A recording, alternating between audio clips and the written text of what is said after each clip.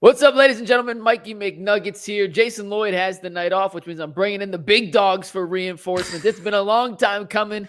It's my guy, Mack Perry. He goes by Davarian Perry on Twitter, but I know him as Mack, and you probably know him as the most optimistic Cavs fan on the platform. Mack, how you doing, my friend?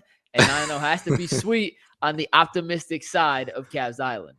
I feel like everything I've been preaching for the last couple of seasons has, vindicated me, right? The Cavs start to the season has been nothing short of phenomenal, and hopefully people start to jump on the bandwagon now. We all joke about, staying on that side and stuff in regards to specific players, but man, we're all happy. It's 9-0, only team in the league to stay undefeated.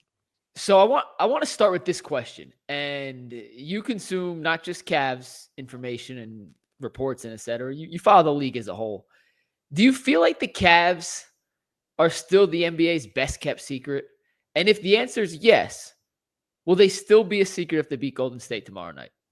Honestly, I do not feel like we are the best kept secret anymore. I feel like last season was kind of our coming out party, and I don't think you would have seen some of the excruciating opinions in regards to this team be what they were after the playoff series against Boston. People talking about how the Cavaliers, they were overmatched and things of that nature. But winning that Orlando series did a lot of things for this team. And I think that when the national media's biggest concern with your team is, well, can Donovan Mitchell and Darius Garland fit? Can Jarrett Allen and Evan Mobley fit? Is Donovan Mitchell actually going to re-sign with your franchise? I think people are aware of you. And the start to the season, it's only really made a lot of people look silly. That's what it's done, man. I think to an extent, the Cavs are still a little bit of a secret on the national stage. Not, is this team good? Who are the players? But just how good they've been playing so far. And I think against Golden State on Friday night, it's an opportunity to put those final doubters to rest. It's 9 games into the season. There's still a lot of basketball to be played, Mac. But when you start a year 10-0, like 10-0, it's hard to really diminish the accomplishment and just say, well, it's early. That's an eighth of the season. That's a legitimate fraction of the season. And it's hard to ignore a 10-0 start regardless. It's a good sample size for sure. Yeah. And with the Warriors coming to town, this is a marquee matchup, obviously. They're 7-1, just beat the Celtics. They're riding high. It's the two best benches in basketball, which we'll talk about here in a little bit. But I do think how well the Cavs are playing. They're top 10 in both offensive and defensive efficiency, offensive rating, defensive rating. They're top 5 in net rating. You see the names, but with Kenny Atkinson at the helm, they're all coming together in ways we hadn't seen in previous regimes. And I think tomorrow night, even though it's not a nationally televised game, and as someone who's going to be there and has to cover and do stuff on deadline, thank goodness, those ESPN timeouts add an extra 30 seconds, and that adds up. Trust me, I understand it would be better on ESPN, but for my own personal gain, I appreciate it not being. I think it is a chance to get some national guys to not just acknowledge the hot start, but kind of dive into and dig into what's made them so successful. And it's going to open a lot of people's eyes to the actual potential and ceiling of this Cavs team. Yeah, as I watch this team night in and night out, I cannot help but wonder to myself, where was this the last couple of seasons? Because the pieces have clearly been here, and sometimes it just takes the right voice to lead your guys in the correct manner to get the most out of them. And so far, so good with Kenny Atkinson. Do you think we're going to do this on UCSS tomorrow? And it's not fair. I'm going to ask a question that's not fair. Okay, let me preface this. I know it's not fair. Is the 9-0 start? Is it an indictment on JB? Like, is it fair to look back and say, yeah, we knew he had his shortcomings, but maybe was he even worse than some people may have thought? Anybody who's ever listened to me talk basketball about the Cavaliers knows that I remain a JB Bickerstaff fan, right? Yeah. I tried to do my best to give him the benefit of the doubt, but I think it is somewhat of an indictment of JB, especially on the offensive side of the ball. Now, one of the things that sticks out to me from this early start is the 3-point attempts, right? Somebody, a lot of people this offseason were saying that Kenny Atkinson was going to have this team lighten it up from 3-point distance. And Mikey, the thing that shocks me is that we're only taking 0.4 more triples than we were last season. But it feels like a lot more, but it's not. Exactly. The pace, we're 12th in pace right now. We finished 24th last season, but the difference is the types of looks that we are generating, right? Kenny Atkinson has schemed up ways to get guys open looks. And one of the things that's really stuck out to me is that, we heard all offseason long that they wanted to get the backcourt pairing of Donovan Mitchell and Darius Garland more off-ball opportunities. It hasn't so much been the case for Donovan, but it has definitely been the case for Darius so far. Darius has been money off ball to start this season, and I love it. And they're not even, and it's not even like all the offseason talk we heard about Evan Mobley making plays for these 2 out in transition. It's not even just that. They're really just moving the ball around in a crazy type of way. It's moving left to right. It doesn't feel like it's forced either. It feels natural. Yeah. It's been impressive. On the one hand, it definitely is an indictment on JB to some extent. The utilization of Evan Mobley, the different ways Kenny Atkinson is getting him the ball and putting him in positions to attack is something we didn't see. Now, on the other hand, Darius Garland couldn't make a shot last year. That's he fair. Can't miss a shot this year. That's not JB. That's a lot of it's on the players too. But I do think it's impossible to look at this start and not wonder, was some of this potential in there previously? And when you go from being competitive and winning 50 games and certainly having success to now being arguably the best team in basketball when the only real change is the head coach and his staff, it's impossible not to have the question, or at least ask it, of whether or not he was maximizing the talent on the roster. And I said this on Tuesday, Mac, and I'm curious what you think. A lot of people wanted to blow up the core 4. And we don't have the definitive answer. Can this work in the playoffs? It has certainly worked to the highest of high levels through 9 regular season games. We won't get that playoff question answered until April and May. So there's no point in having that discussion. But Kobe Altman put his nuts on the table and said, this roster works. It's the coach that's not getting the most out of it. And you know what? People are going to be mad at me because they don't think it works. I think it does. And I have to give him a round of applause and tip my cap to having the conviction to not cave into the outside pressure, not conform to the rest of the NBA's normalities and quote unquote parameters of what a championship team could be and should be, and saying, no, I think I assembled a damn good roster and I'm going to find the right coach to get the most out of it. So I just want to give him his due diligence and his credit because we certainly took our fair amount of shots at him throughout the offseason. I think that it's important to understand that these guys, they're human, right?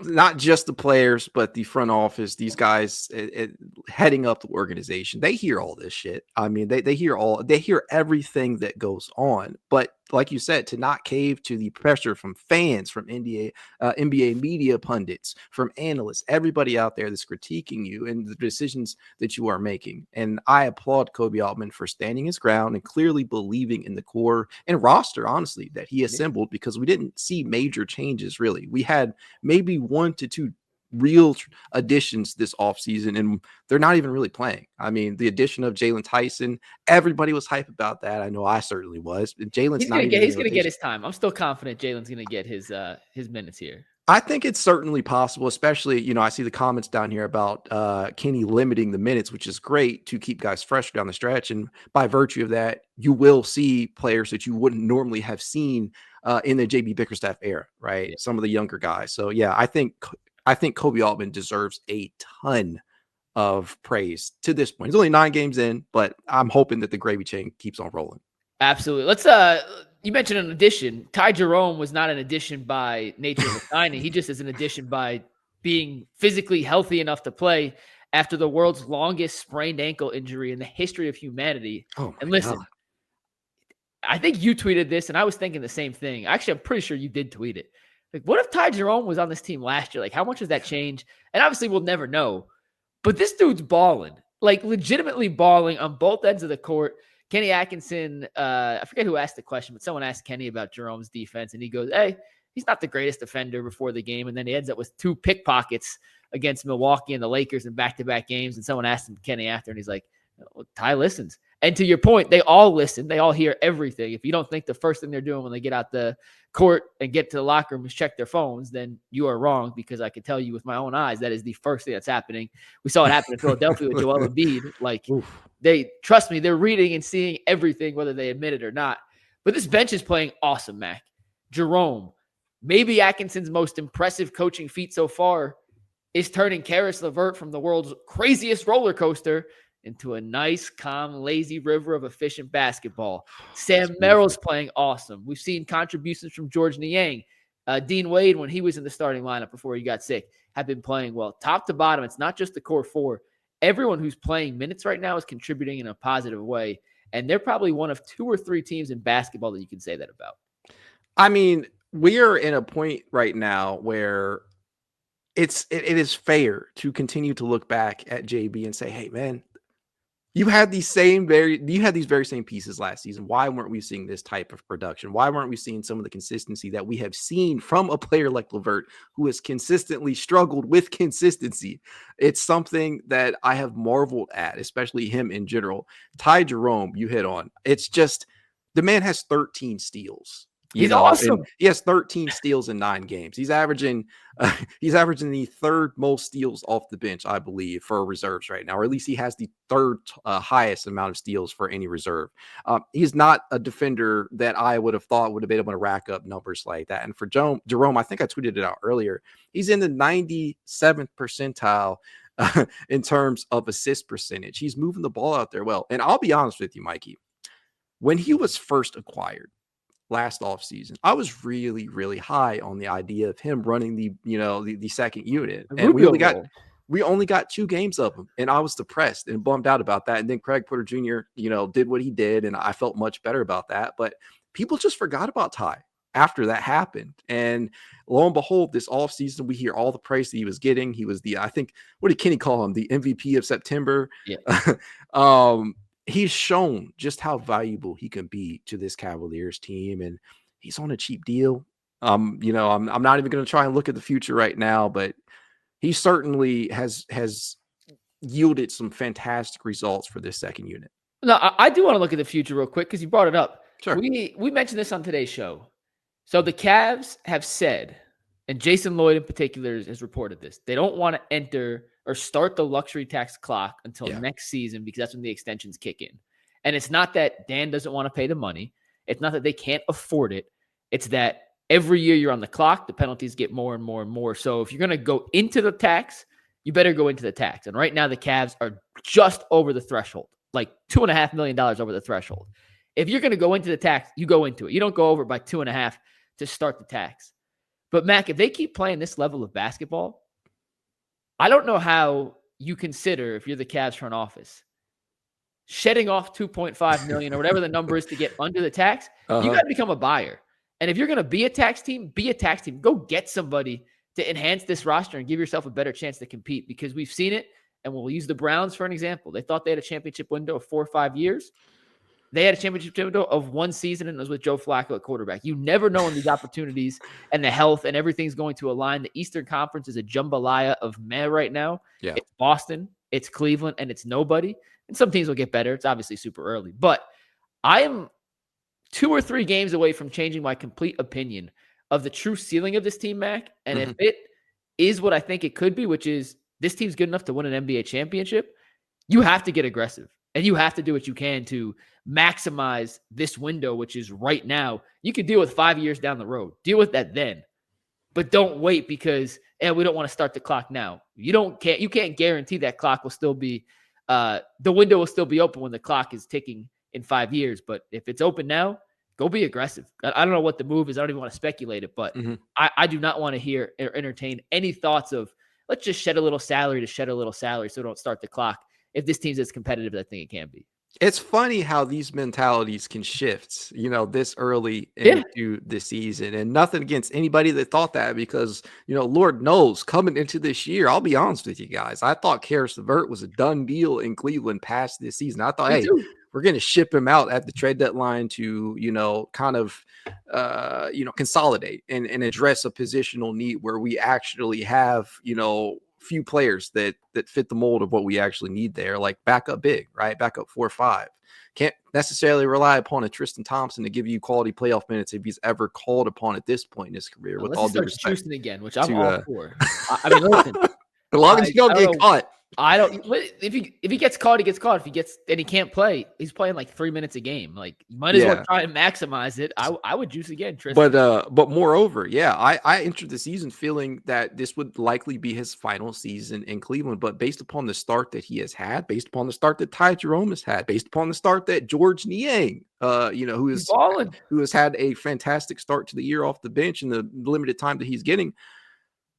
It's making me change my mindset on, hey, well, should we even consider moving a number of these players? Should we just try and wait it out and see if maybe we can sell these guys on re-signing on, cheaper deals? But there at the deadline, there will be a lot of conversations had if the Cavaliers continue to play the way that they have to open the season about, hey, what do we need most right now? What can take us from second round exit to potential championship contending team? Because I honestly, like you said, it's Boston, it's Cleveland, and then there's a considerable drop off right now. At least teams will level out. They will start to catch up a little bit after they get their footing and guys come back from injury and whatnot. But for what this team has right now, I don't think we are really that far away from declaring them a full-blown title contender, because we have all seen how quickly a championship window can open and close, and you don't want to miss it. No, big facts. I couldn't agree more. I'm already putting them in that conversation. I have seen enough. They have at all times, Mac. I'm going to ask you a series of yes or no questions, okay? Sure. Do the Cavs have, at minimum, 4 potential All-Stars? Yes. Are there fewer than maybe 5 teams in the league that can say that? Absolutely. Yeah. Fewer than 3 teams in the league that maybe can say that. Oh, that's a. I think it's 3. I would go 3. Cleveland. Yes. Okay, so we're on the same page. Yep. At any given point in the game, can the Cavs have an all-star guard and a legitimate lob threat in the game to put defenses in a complete chaotic, what the hell do we do situation? Absolutely, yes. Are they one of 3 teams in the league that can probably do that? Yes. Do they have a coach that you think can win at a high level? I'm already sold. 9 games in. Give him the coach of the year. They have a general manager who's proven in the past that he's aggressive enough to make moves when needed. We have Donovan Mitchell. Yes. To me, that screams championship contender, Mac. It's the number 1 most efficient offense in basketball right now. It's a top 10 defensive efficiency team. They're number 3 in net. They're beating teams by double digits more often than not. I understand it's 9 games. And like we said, so much can change in the next 73 games. No. Math is hard. 73, yeah. So yeah, like a lot can change. But the way this team is playing, it's playing at a championship level. And I entered the season and I was pretty adamant. I thought they were the 4th or 5th best team in the Eastern Conference. Mm-hmm. I thought the Knicks would be better. I thought the 76ers, the regular season didn't matter to them, but I thought come playoff time, they'd be better. Mac, I've completely flipped in 10 games, and I'm usually not an early adapter, but this is one of the times where I've forced myself to believe what my eyes are seeing and not just say it's a mirage, because the intangibles of what I think you need to win at the highest levels are there. And the continuity they have from playing with each other for 2, 3, in some cases 4 years, with the addition of a coach who seems to have brought the best parts of his entire coaching ecosystem with him. Offense from D'Antoni, offense from Kerr, defense from Ty Lue, the camaraderie and the community building that he had in Brooklyn. It's all coming together in a symbiotic fashion that has produced elite level basketball. And frankly, they're going to lose games. They're not going to go 82-0. But that is the team that could win 55 to 60 games in the regular season without exerting an all-out effort to diminish their playoff chances. I think they're that good, and I'm usually not that quick to jump on the bandwagon.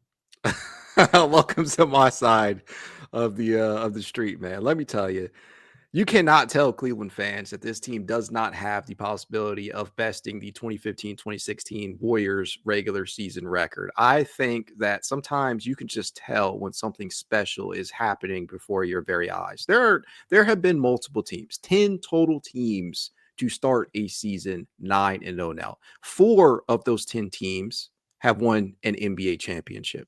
The Cavaliers, I think, have an opportunity to do that if they play their cards right. Now, obviously, a championship run consists of multiple factors. You need a little bit of luck to get there. A lot of luck. Yes, your guys have to step up. Everybody has to buy in, and you have to have the right kind of leadership at the top and at the coaching level. And I think the Cavaliers have all of those things. I'm at a point right now where I don't see many teams, if any, maybe 1 to 2 teams that could compete with this team in the Eastern Conference to get to the finals in the first place. Boston is obviously right there, and we'll have to see what some of these other teams end up doing down the stretch.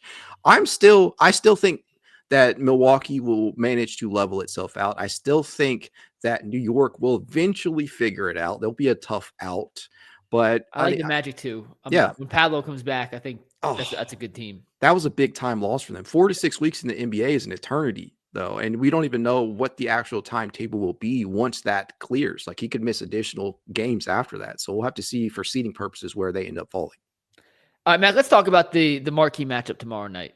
They're playing the Warriors. It's obviously not LeBron versus Steph anymore. It's Donovan versus Steph. These are two of the best teams in basketball so far. It's the two best benches plus Oklahoma City. You can rank them 1, 2, 3 in any order you want. It's the two highest scoring benches at a minimum. And the Cavs have the most efficient three-point shooting bench in the league. Shout out to my guys, Sam Merrill and George Niang, for leading that. It's going to be an absolute madhouse at Rocket Mortgage tomorrow night. I cannot wait. I will be there early. I'll be there late. But when you look at this matchup on paper, Mac, does Golden State have the size to contend with Jarrett Allen and Evan Mobley, or is that the Cavs' one definitive advantage that you think could end up playing a pivotal point in how the game plays out? I think that is the single biggest point that the Cavaliers, their single biggest advantage right now, because both of these teams are obviously great shooters. You see what Buddy Hield is doing over there right now. That dude is shooting with insane efficiency on a high volume over there, and this is a dude who we all wanted to be in Cleveland at certain points throughout his NBA tenure. But I'm glad that he landed on a team that is utilizing his strengths very, very well. But yes, the bigs, Jarrett Allen, Evan Mobley, few front court pairings can do, if any, right now in the NBA in the Eastern Conference, have the ability to do what they do, both on the offensive and defensive end, in terms of having a sheer impact out there without having to have the ball in their hands. So I'm really hoping that Kenny Atkinson finds a way to exploit that for them. And that is no disrespect to the Draymond Greens and the, Trace Jackson Davises and Kevon Looney's of the world, because those are fine role players. I'll say that, role players in their own right. And they've had a phenomenal start to the season in their own right, but I just don't think they can compete with what we have in our front court. I hope that the rebounding advantage those two give the Cavs can lead to some open's not the right word, some easy transition opportunities, because I think it's going to be a high-scoring game. And the Cavs' defense has been good this season. I think they're allowing about 110 points per game, which sounds crazy, but that's top 10 in the NBA. Just goes to show how much has changed in the last decade. 110 a decade ago, Mac was like 27th in the league, and now I think it's literally 8th or 9th. But the Cavs are going to have to outscore the Warriors tomorrow. As good as their defense has been, Golden State's going to get theirs. They have too many shooters. They can throw too many guys who can create onto the court at once to just completely negate what they want to do offensively. I think it's imperative for the Cavs to rebound well, get out and run, and look for that early offense. And one thing I want to point out, maybe my favorite part of this Atkinson experiment so far is the early offense he's running for guys who are mostly bench players, but guys you don't really think about running early offense for. These early DHOs for Sam Merrill. Yes. And Evan Mobley is connected to a lot of those, by the way. Yeah, and he really is kind of the catalyst. Kenny said after was it the Bucks game? He had the block and then the dunk. And that was the Bucks, yeah. He said after that game, I forget who asked the question, but he's like, we want Evan to get a rebound, get a block, and take it himself and go. Like, don't pass it, go. Good things happen when you do that. And he's not 100% comfortable doing it that often right now, but we're trying to get him more comfortable in that sense. They run some stuff for Niang, whether it be a little ghost screen or a pick-to-picker to get Niang a three. Yeah. Dean Wade, when he was with more of the second unit stagger, he was getting some early offense run for him. They have some ghost fake screens that Okoro's kind of setting that they think DG is going to pop off for a ball screen. Then Okoro goes sets the actual screen. They're doing a lot of early offense, and I think if they can control the glass and get out in transition, it's going to open up a lot of good looks against a Warriors defense that's been really good this season. Just like the Cavs, they've also excelled on both ends of the court, and that's kind of what I'm going to keep my eye on as the game unfolds. Obviously, you'll be watching for Steph and Donovan and the shooting theatrics that we'll see. But the rebounding, and can the Cavs turn rebounds into easy opportunities on offense? It's kind of the game inside the game I'll be keeping an eye on tomorrow night.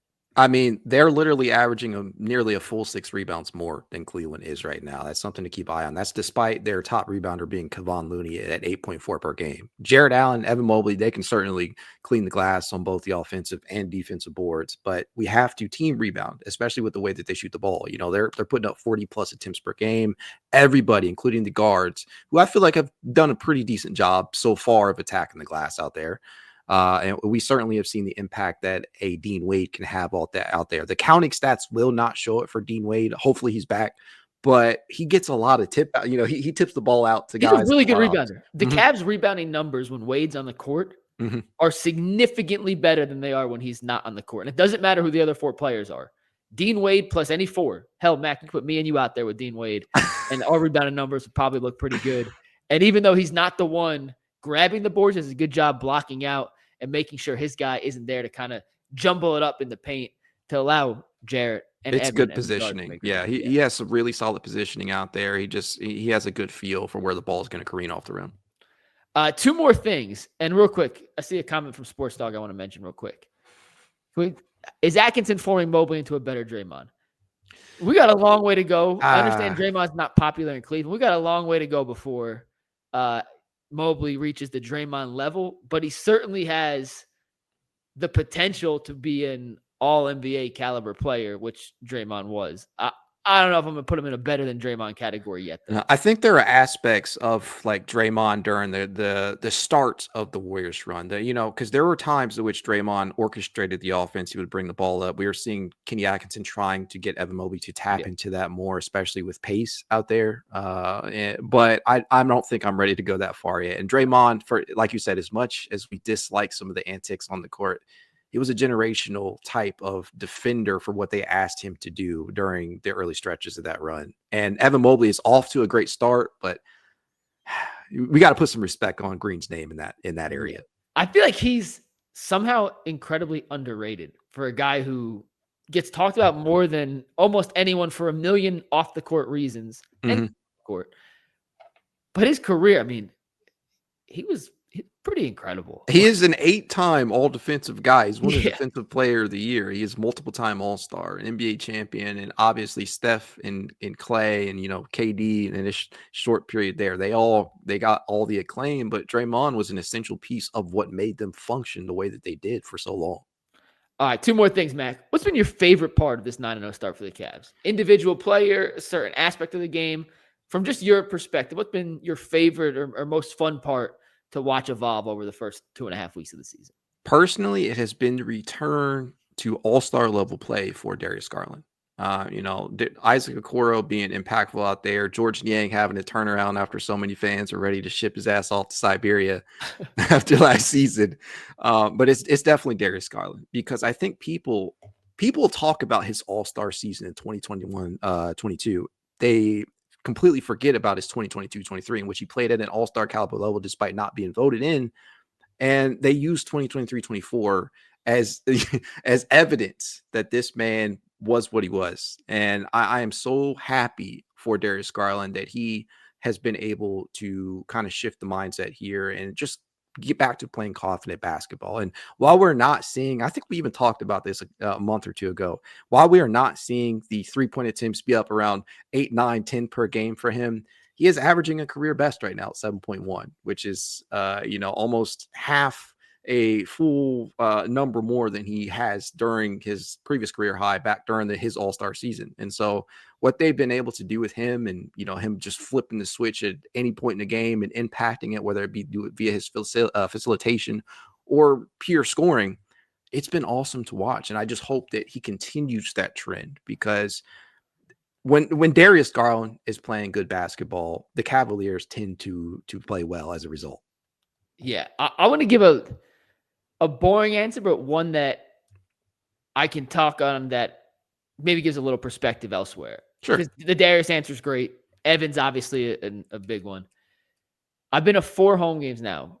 4 home games. I'll be there tomorrow night for the 5th.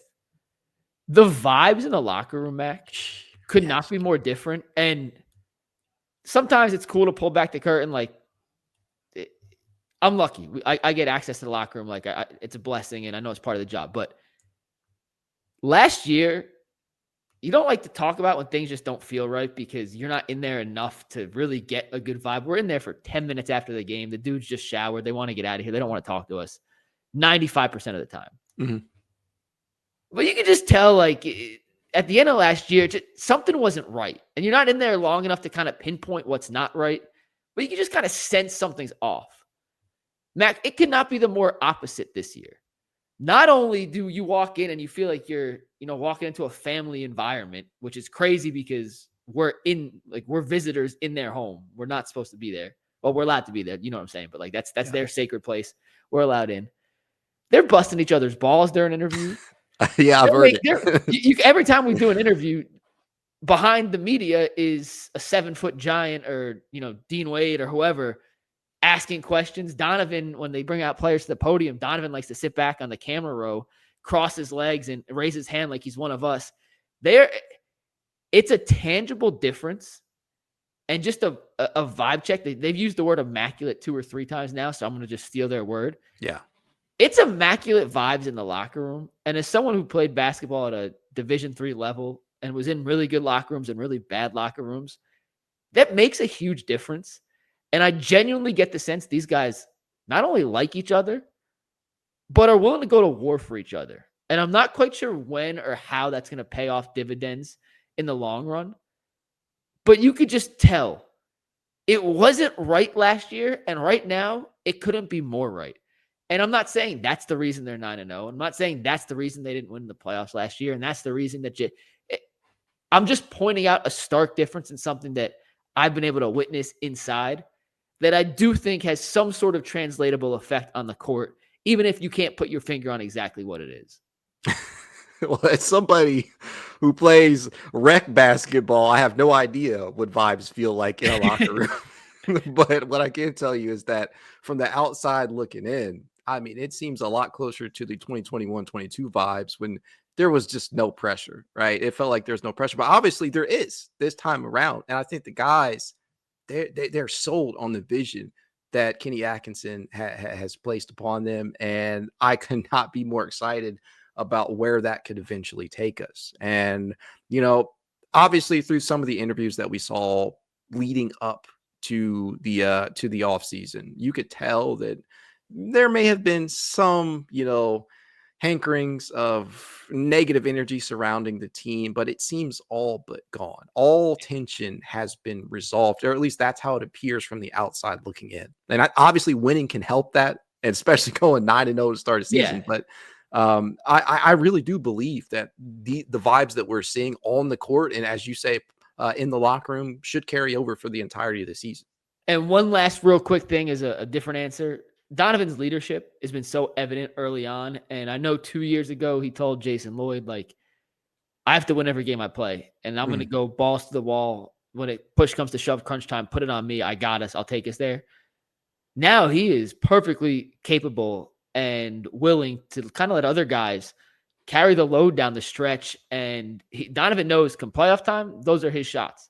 But in the regular season, he needs Darius and Evan and Jarrett and Karis and Max and Dean and all those guys to build up their own confidence. So when they get to a playoff situation, they're not shy or gun shy in those big moments. And I thought against Milwaukee on Monday night, he admitted his legs were shot. They played a ton of games. It was 3-4.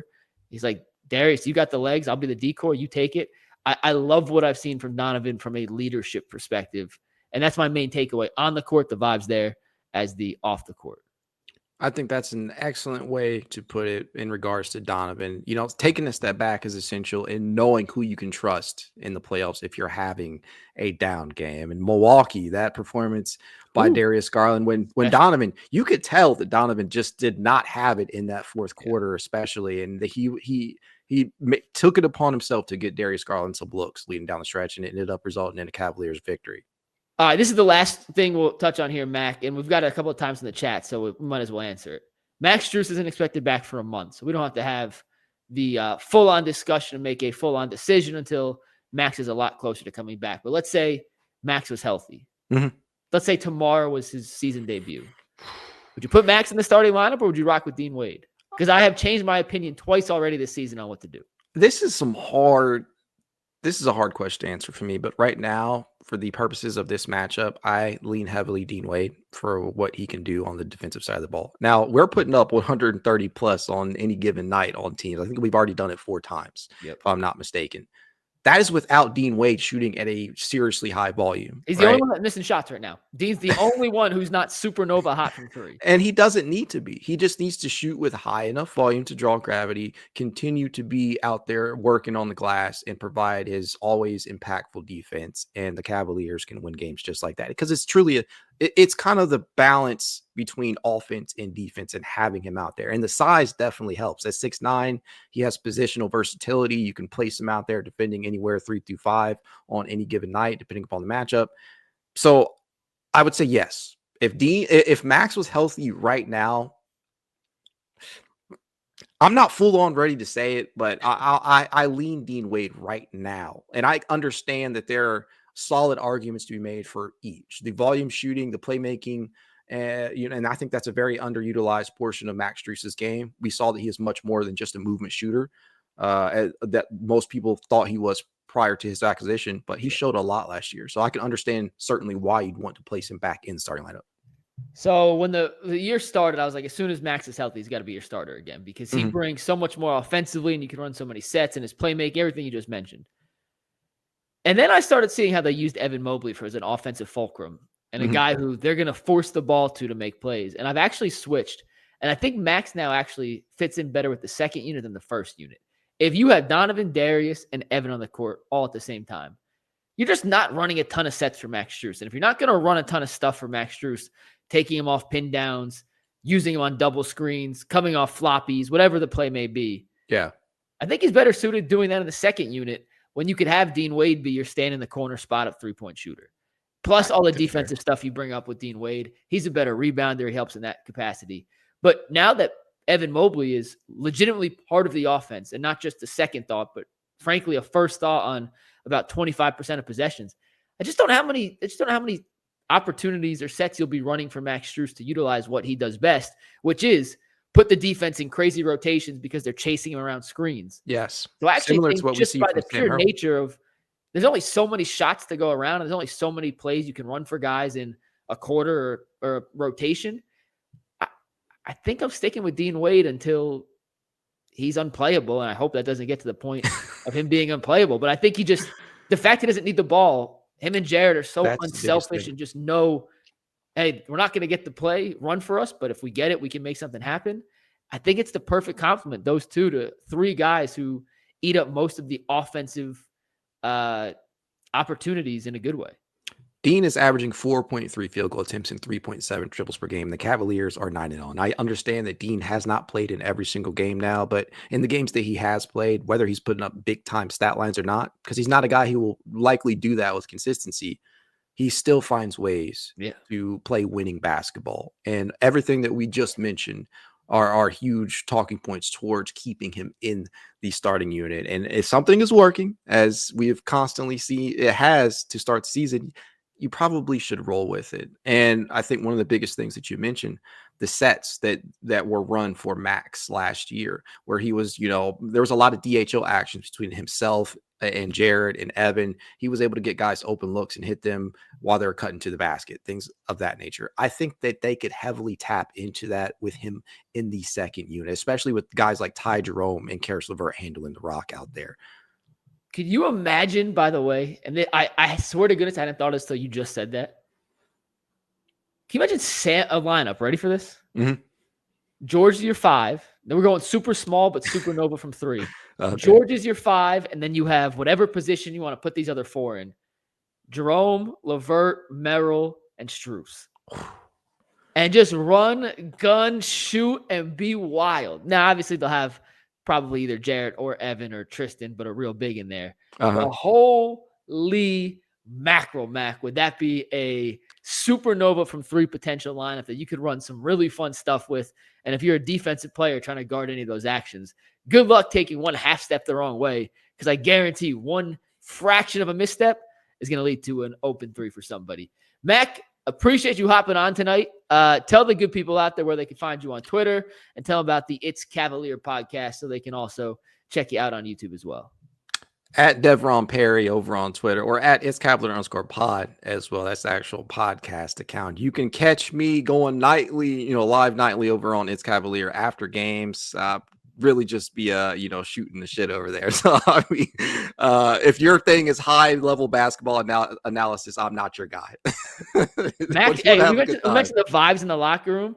Mac's a vibes guy on YouTube and a vibes guy on Twitter. There's not a guy that brings better vibes to the Cavs stratosphere in this media world we live in than my guy Max. So make sure you check him out.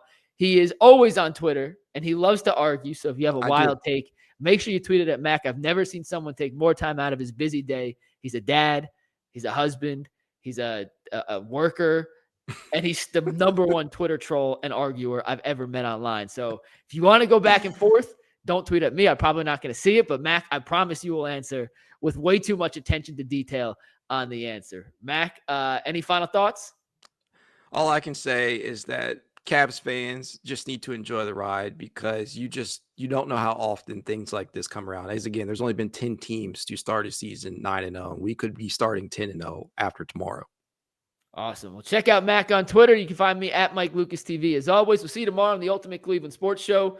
And remember, go Cavs. Peace. Okay.